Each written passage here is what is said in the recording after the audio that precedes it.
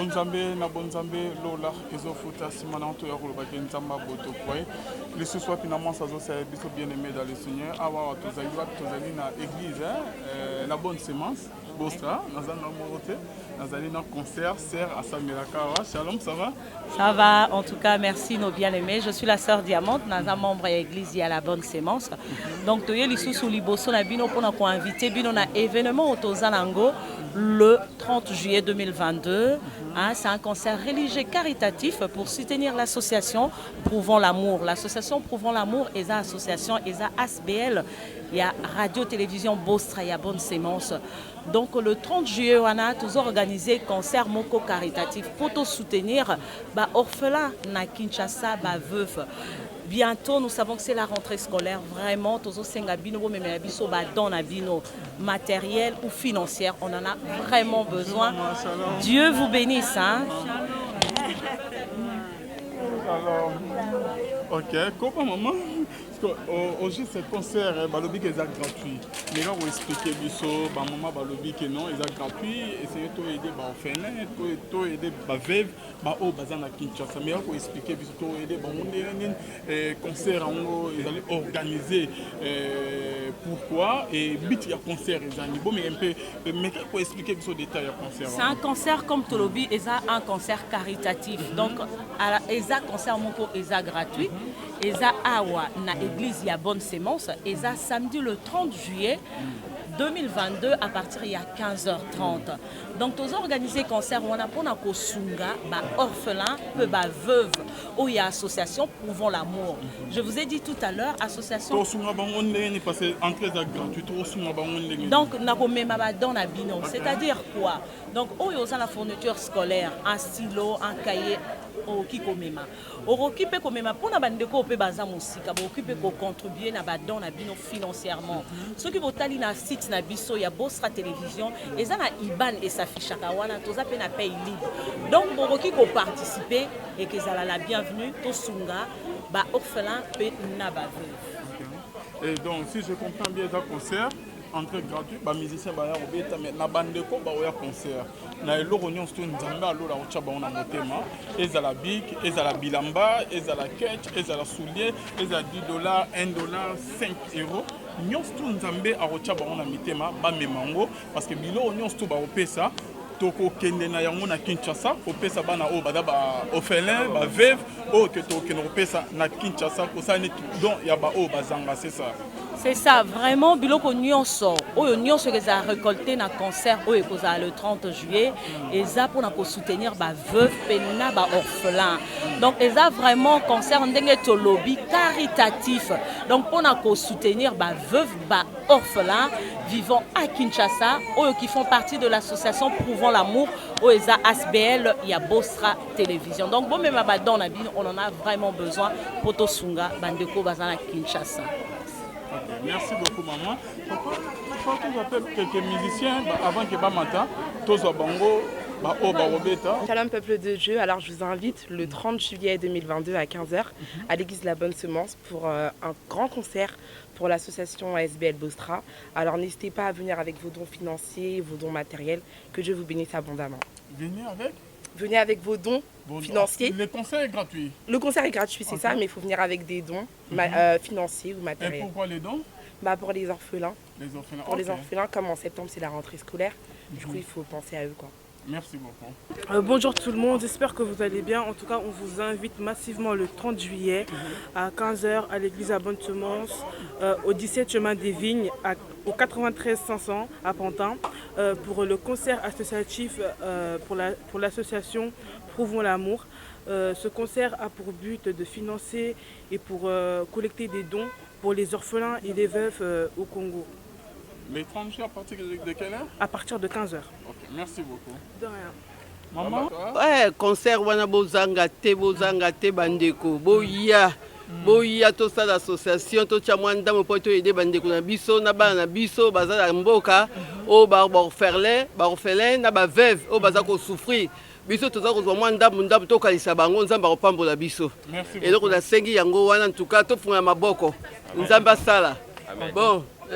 Merci beaucoup, merci. Donc j'invite tout le monde à venir pour le concert qui aura pour but de soutenir les enfants, les orphelins, notre orphelinat qui se trouve à Kinshasa. J'invite tout le monde, que vous soyez jeune, peu importe, même si vous n'avez pas forcément quelque chose à ramener ou quoi que ce soit, votre présence déjà c'est une bénédiction pour les enfants, vos prières, etc. Donc, si vous avez des biens, que ce soit tout ce qui est fourniture scolaire ou les biens financiers, vous êtes les bienvenus pour soutenir les enfants qui se trouvent à Kinshasa. Merci. C'est les 30 juillet, à partir de quelle heure? À partir de 15h. L'entrée est gratuite. L'entrée gratuite. Merci beaucoup. Ok, shalom peuple de Dieu. Donc je vous invite tous, nombreux et nombreuses, pour le 30 juillet, pour le concert en faveur des orphelins qui se trouvent à Kinshasa, pour l'association SBL. Donc je vous invite à venir nombreux. Ne venez pas les mains vides, venez avec des fournitures scolaires, venez avec aussi de l'argent, parce que ça nous permet aussi, ça permettra aussi à l'association de faire des courses, voilà, de subvenir aux besoins des... Les concerts est payant ou comment? Non, le concert il est gratuit. Quand je parle d'argent, c'est vraiment des dons, voilà, c'est le mot que je cherchais. Venez avec des dons, venez avec des dons physiques comme des dons de finances, pour qu'on puisse aider les orphelins, qu'on puisse aider les veuves qui sont dans le besoin. Voilà. Merci. Ciao. Merci. Voilà, bien aimé dans le Seigneur, là, Tozali, Liboso, il y a église, la bonne sémence, où ils allaient diriger le pasteur Charles Bostra Bameko. Tozali, Liboso, église, Tomeko, Zabanderone, Bazoya, Banderone, Baroloba, concert, ils allaient le 30 juillet à partir de 15h juste, et vous allez à Kakawa, dans l'église, la bonne sémence. Shalom papa. Ok, tu es dans l'église, la bonne sémence, et pas pasteur Charles Bameko.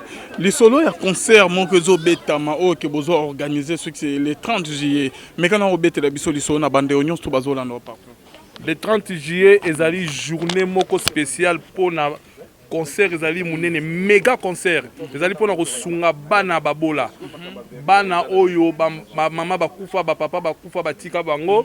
Muto oyo akosalisa bango azalaka te yango wana biso tozwa bango na pouvons l'amour na bonne sémence baza na Kinshasa concert oyo toza kobeta ali concert ya récolte tozo récolter nyonso tu bana bazongaka nango na classe oyo alingi aye na mbongo aye nango aye na bilamba aye nango aye na basket aye nango nyonso tu mpona kotinda kuna na Kinshasa na rentrée po bana bazonga nango classe. Yango na tosali méga concert ezali le 30 boya ebele ezali na méga concert beaucoup mona ba surprise ezali yango na to bengi bino boya ba t-shirt pe ezali ya koteka eza na kati beaucoup mona yango oya ye akomona ngo boya ebele beaucoup mona mindule ndenge ezalaka pona kosunga bana na biso oya babola ba orphelin boya le 30 ezali concert munene tango koti na kati nyonso tu ya yo oya solution komona solution ndenge kolo Yesu Masiya akosala ya minene boya ebele. C'est ça. Merci beaucoup. Papa, on a le baro baksa. Liloba ezali nazojoindre ndeko nanga uti koloba eza kaka concert moko oyo ekosangisa biso nyonso bana nzambe mpona association na biso pouvons l'amour tolingi oloba ke tolakisa bolingo mpona œuvre nzambe. Donc ezali mpona kosunga bana na biso na Kinshasa oyo bazangi batata bazangi bamama bazangi bato ya kosunga bango yango wana concert wana ezosalama po toya kosunga bana oyo ya Kinshasa oyo bazangi bandeko bazangi bato ya kosunga bango. Donc yango tobengi bino boya de partout toza awa na France mais okolongwa mpe na Londres, Belgique, Suisse oye mpona kosunga bana na biso oyo baza na pasi. Donc yango wana vraiment tozezala bino le 30 boya ebele mema nyonso même si oza na eloko ya kopesa espèce te boye te même ata mbongo kaka ne fils que ata 20 euros ma papa mama ekosunga. Merci beaucoup. Bana na biso bakosepela. Merci. Voilà, bien aimé dans le Seigneur, Bonzambe na Bonzambe Lola Ezofuta Simana to ya ko bakenzamba boto kwaye lisusu wapi awa tozali na église la bonne sémence na Paris église au pasteur Bostra azokamba bien aimé dans le Seigneur tozali na ba maman tozali na ba papa to meroyo ba nouvelle nini sango nini ba maman ba meme biso lelo shalom shalom papa divine nzamba pambola yo soyez les bienvenus na Paris. Là, nous avons un rendez-vous le 30 juillet. Boya et belé le 30 juillet à 15h. Boya ko adorer bana la biso baza ba trop adorer bana la biso to ko yembe la bango to ko bine la bango boya et belé nzamba pambola bino. Et samedi à partir de heure nini 15h. Et concert on les a pour na nini maman. Conseil za pour na ko récolter rentrée scolaire bana la biso.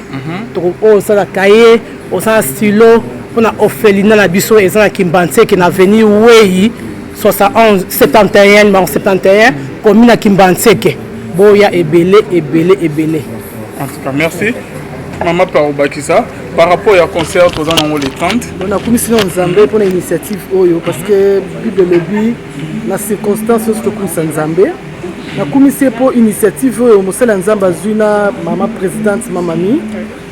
Vraiment, je suis très contente parce que les gens ont démini. Bano bazangi ata okoko awa tozana eloko kolia pate zali 40 centimes na Kinshasa. Les gens bano bazangi tali papa. OK. Les gens bano bakenda classe T. Donc si je comprends bien, but ya concert on est là pour ko sunga bana o ke bazanga, c'est ça. Tout à fait. Atozana 1 euro. Comment on a tekeza mukie? On a bana wane ko suba. Non, on a na pototo wapi? Na Afrique. Na Afrique, OK. On a Kinshasa na maman autour de tout à l'heure. Bazana wei, ezali kamolo kutate, ezali kamoko, et c'est vanda, c'est salama. Donc les gens manzambe, les gens mona liboso papa boti na maman. Pouvons l'amour. OK. Mona liboso mais toyebi ke bana musuba roya. Mais maman, ezaka bano to zwaki na orphelinat na Kimbantseke? Oui, to kendaka inauguration Kimbantseke oui, yango. OK, maman. Tout à fait, yango na to benga batu ba ya ebele. Les 30 eza concert ya ko binela mutute et ça juste pour na saka gloire parce que Bible lobi nzamba ba orphelin nzamba ba veuve azali donc mokolo to ya to binela ka Yesu to komisela ka mokonza ba konzi mais to maboko pamba te to ya ta na mwa kaye moi stylo comme na kimba bengi biki to na o nyoso ata uzana ata 50 centimes ya kana we ko somba stylo et dans mon temps fixe non boya et belé et ça ka pour na okumisa nkolo. Merci beaucoup maman. Tozi peu deuxième maman. Amen. Par rapport au concert après tozonga boyer rapidement. Par rapport au concert toza ko inviter bino boya ko soutenir bana na biso. Concert o ko sala mazali pour na ko récolter badon do ba cahier ba stylo biloko pour na rentrée scolaire ya bana. Ata ba livre ya kalaboza nango bokoya nango eloko nyonso bokomema e kuza pona gloire ya Nzambe yango toza ko inviter boya ebele boya mais boya à l'air pour tozo ata ya ko savourer 15h le 30 juillet na 15h boya mingi boya ebele. OK, c'est bon. Maman le par rapport à concert bozana on samedi tozobelela bino boya ebele ouvre l'amour tozala besoin na bino omoni oyo nyonso Nzambe azosala na nzela papa na biso na mama na biso balingaki batikala bongo te me balobi batali tozosunga bandeko ebele ebongo bana bitike bakanisaki mpe mpo na bango yango wana bomoni basala association wana eza sous la bonne semence na kati ya etonga ya bonne semence nde association wana ebimi mwana biso liboso oyo bango baboti yango wana na nzela nango po ete eleka malamu tolingaki mpe tosepelisa bato basepela koya mpona kosepelisa bana wana c'est-à-dire baya na kati ya concert oyo ekosalama eza mpona gloire ya Nzambe eza mpona koelever seigneurie ya Jésus-Christ oyo aza père des orphelins oyo alobi ye azalaka mpona baveuve na baorphelin oyo alobi soki otouche baorphelin otouche motema na ye yango wana ngonga oyo biso tozobenga bino boya ebele le 30 na 15h mpona koya kosoutenir bana na biso oyo aza na kaye oyo aza na stylo oyo aza na elamba oyo aza na eloko nyonso Nzambe atie ya cœur aya mpona kopesa po ete eloko ekende liboso yango wana biso topesi merci tosangana eka po topesa lokumu na Nzambe. Shalom. Pour l'amour eza sans frontières. Pouvoir l'amour eza musika. Pouvoir l'amour eza mwana liboso papa na mama baboti et toza na posta ekenda musika. Na ina lobela bino kaka na mwa nini moko ke loyaka ebele loyaka. Loyaka lope badon lope to sunge bana e yale yombemo yole nde bandundu yole nde Kasai yole nde Lumbumbashi yole Mbandaka yole Bikoro yole partout la coin kumaiki RDC to lueta boya ebele na ba oyo ba comprendre loko na lobité eza que pouvoir l'amour eza mwana liboso papa na mama baboti alors tozo senga bana babima ebele babima na bandundu babima na Équateur babima pouvoir l'amour ebima ebele loyaka to kumise njakomba loyaka to kumise ba ofele inkinso au nom de Jésus. Merci beaucoup maman Bakisipe. Pouvoir l'amour pouvoir l'amour nous tuko na baita bote mukuye muoneshe mapendo tunasema mwenye wote anakuwa na mapendo mwenye anapenda Yesu Kristo sa mwokozi wake mukuyeni mwe bote mukuyeni mojo tusaidie batoto yetu wene kufia bababa bamama batoto bene kuachia kutupia mu mabalabala. Wewe unakala kunyumba uko natupa mkate unatupa chakula ya batoto shetu tunasema mama kuya na ine kiloko unakuwa nayo tusaidie bale batoto yetu jo baende mbele. Unakuwa na kitabu unakuwa na kaye na bike utuletee unakuwa na nguo leta mama hata 1 centime yako unaleta itasaidia bale batoto na Mungu atakukumbuka na Mungu atakuelezea ya mingi sana kupita. Tumabariki bote kwa jina la Yesu mkuyeni bote. Okay mama. Prouvons l'amour, c'est une association qui est sortie de l'Assemblée Bostra. C'est vraiment les prémices. C'est les prémices. Nous ne comptons pas seulement arrêter à Kinshasa. Mais pour l'instant, nous sommes expérimentés que nous vous invitons le 30 juillet à venir soutenir nos enfants, les orphelins, les veuves et que Dieu n'oubliera personne. Ramenez le peu que nous avons, même 50 centimes, ça fera du nombre. Venez nombreux dans le nom de Jésus-Christ. Amen. Maman. Shalom, bienvenue dans le Seigneur. La Bible nous dit donner, c'est recevoir. Donc, association Asbel Bostra Pouvrant l'amour. Et ça, moi, na liboso, il y a papa Charles Bameko, na maman Mami. Donc, tout soutenir en gros pour étendre la mokil momba. Orphelin baza partout dans le monde entier. Donc, tout bandit na Congo, les Congolais, les étrangers partout, Ivoiriens, Camerounais, venez nombreux, soutenons cette œuvre.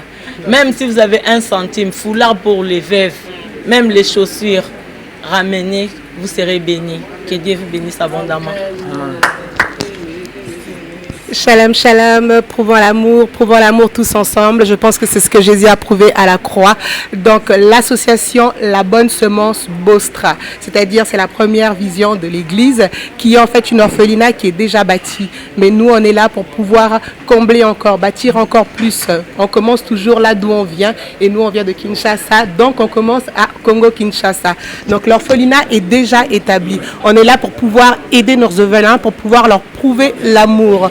Venez montrer l'amour. L'amour, c'est un petit geste, c'est un petit sourire, c'est un moment qu'on passe ensemble, c'est louer, c'est adorer, c'est tous ces gestes-là simples. Donc venez le montrer, venez vraiment le montrer. Un petit cahier, un petit stylo, même 1 centime, ça fait toujours un comblement, ça fait toujours du bien. Donc venons, c'est notre slogan, hein. Prouvons tous ensemble l'amour.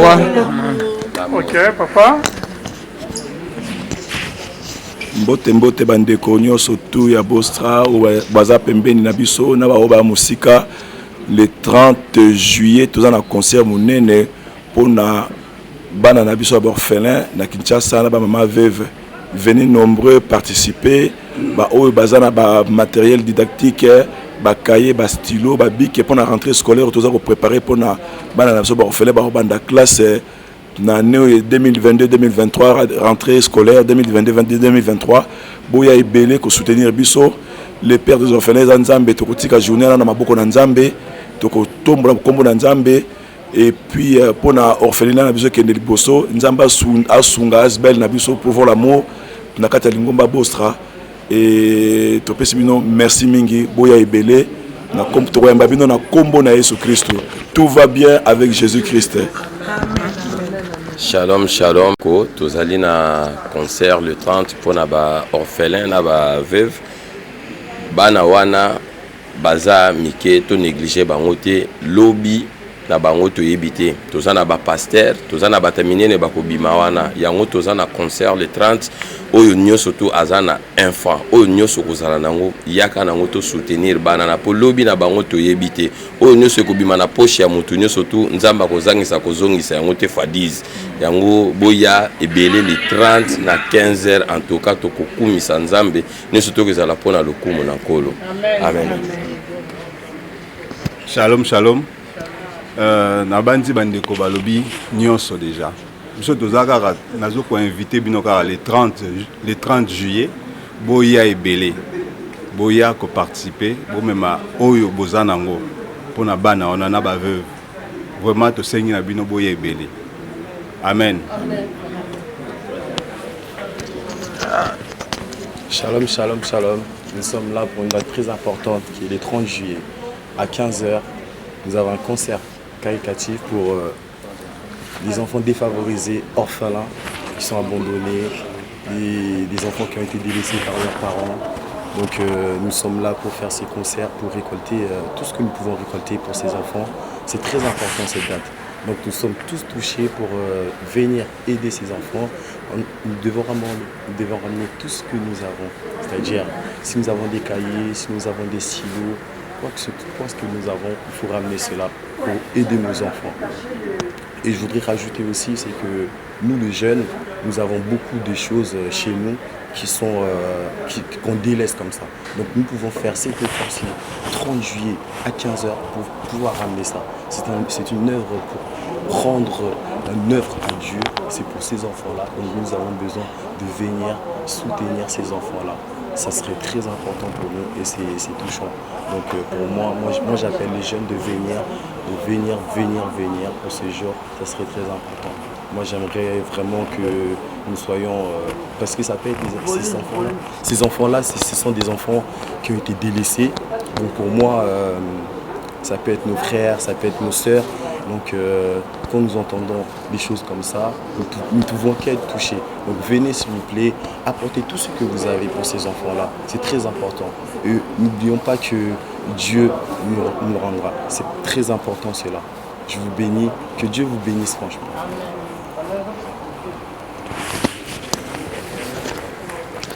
Shalom, shalom, tout a été tout dit. On a suivi les mamans, nous avons suivi les jeunes, les papas, ils ont tout dit. Tout va bien avec Jésus-Christ de Nazareth. Hein. Comme la Bible nous dit, notre Dieu est Dieu de mini.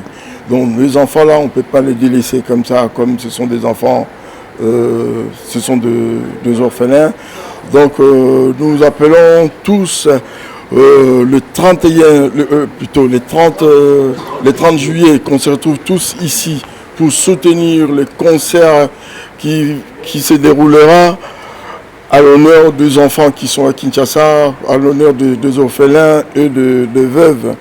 Donc la Bible nous dit notre Dieu est le Dieu des orphelins et celui qui soutient le veuve. Donc venons tous le 30 juillet, excusez-moi, venons tous soutenir le concert. Merci. Merci beaucoup. Voilà, maintenant par rapport à ce qu'il y a programme, tout qui a concert, les musiciens vous allez jouer en maman. La surprise est belée. La surprise est belée. Oui, la surprise est belée. Boya, beaucoup monde a bien sur le terrain qui va surprise est belée. Boya.